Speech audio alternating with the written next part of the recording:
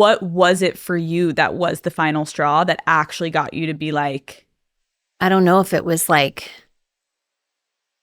you know, there was just a lot of things that I wouldn't deal with, like I didn't like the feeling of like, you know, someone being like maybe talking bad about, my kids' grandmother, aunts, like all of those feelings. If someone feels that way, then, we shouldn't be together, maybe airing out a lot of stuff, a lot of personal stuff, just not feeling safe, not even physically, just like maybe emotionally or even, financially, because you have, big ideas that financial things when it's like a thing where I would like come home and we had like 5 Lamborghinis and I'd come home and they'd all be gone. If he was in an episode and I'd be like, oh wait, where's all our cars? Like my new car.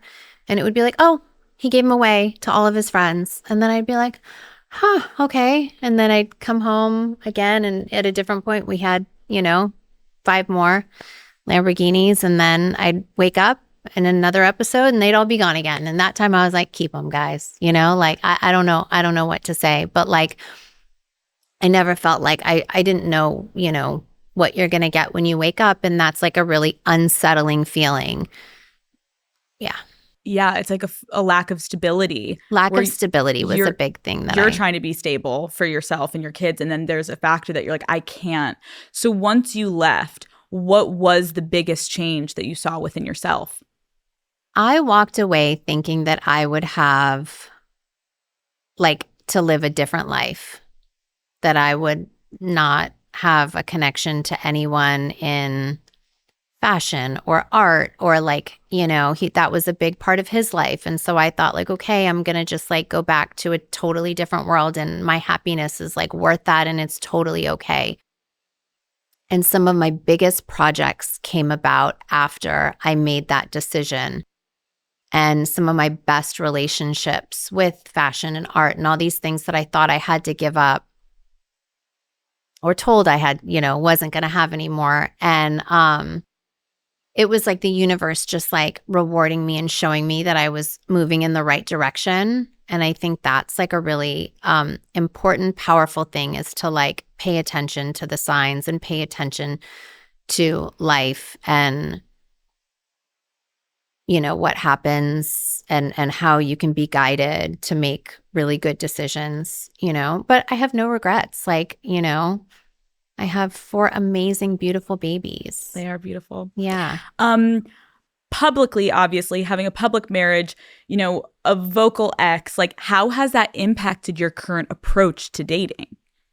It has definitely affected that. There has been situations where like I'll get maybe close to someone, then it's like, wait. I don't really want to deal with your ex.